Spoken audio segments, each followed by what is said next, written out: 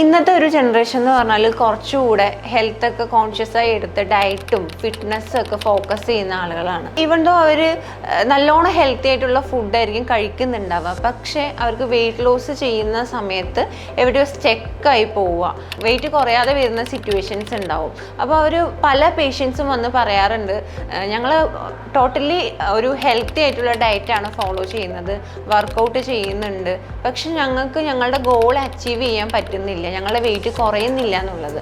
പക്ഷെ അവരുടെ ഡയറ്റ് എടുത്ത് നോക്കുമ്പോൾ അവർ ഹെൽത്തി ആയിട്ടുള്ള ഫുഡ് കഴിക്കുന്നുണ്ട്, പക്ഷെ ഹെൽത്തി ആയിട്ടുള്ള ഫുഡ് ഓവർ ഈറ്റിംഗ് ചെയ്യുകയാണ് ചെയ്യുന്നത്, അതായത് ഓവറായിട്ട് കഴിക്കുകയാണ് ചെയ്യുന്നത്.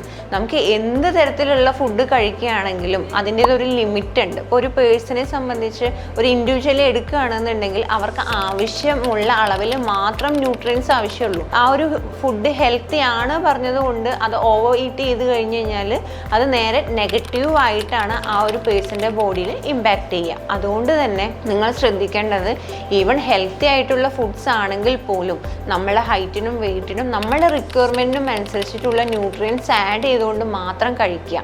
എക്സാമ്പിൾ, നമ്മൾ നെറ്റ്സ് കഴിക്കുന്നുണ്ട്, നെറ്റ്സ് കഴിക്കുന്ന സമയത്ത് നെറ്റ്സ് ഹെൽത്തിയാണ്, അതിൽ ഹെൽത്തി ഫാറ്റ്സ് പ്രസൻ്റ് ആണെങ്കിൽ പോലും അതിൻ്റെ ക്വാണ്ടിറ്റി ഒരു അളവിൽ ഇന്ന ഒരു വ്യക്തിക്ക് ഇത്ര എമൗണ്ടിൽ കഴിക്കാൻ പറ്റുള്ളൂ എന്നുണ്ട്. ആ ഒരു ലിമിറ്റിൽ വെച്ച് കഴിക്കണം. അതുപോലെ തന്നെ നമ്മൾ ഗീ ആഡ് ചെയ്യാറുണ്ട്. ഗീയും ഇതുപോലെ ഹെൽത്തി ആണ്, ലിമിറ്റഡ് എമൗണ്ടിൽ കഴിക്കുകയാണെങ്കിൽ. അത് ഓവറായി കഴിഞ്ഞാൽ കലോറീസ് കൂടാനുള്ള ചാൻസ് ഉണ്ട്, അതുമൂലം പ്രശ്നങ്ങൾ വരാനുള്ള ചാൻസ് ഉണ്ട്. അതുപോലെ തന്നെ ഇപ്പോൾ ട്രെൻഡിങ്ങിലായിട്ട് നിൽക്കുന്നതാണ് ഫ്രൂട്ട് സ്മൂത്തീസ് ഒക്കെ, ഫ്രൂട്ട്സ് ആഡ് ചെയ്തുകൊണ്ടുള്ള സ്മൂത്തീസ്.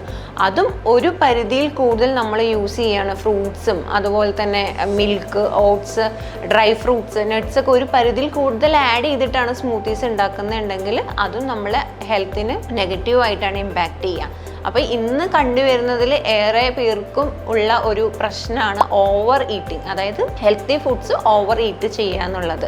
നമ്മളെപ്പോഴും ശ്രദ്ധിക്കേണ്ടത് eat smart, not just healthy എന്നുള്ളതാണ്. അതായത് സ്മാർട്ടായിട്ട് കഴിക്കുക, ജസ്റ്റ് ഹെൽത്തി ആയിട്ട് മാത്രമല്ല.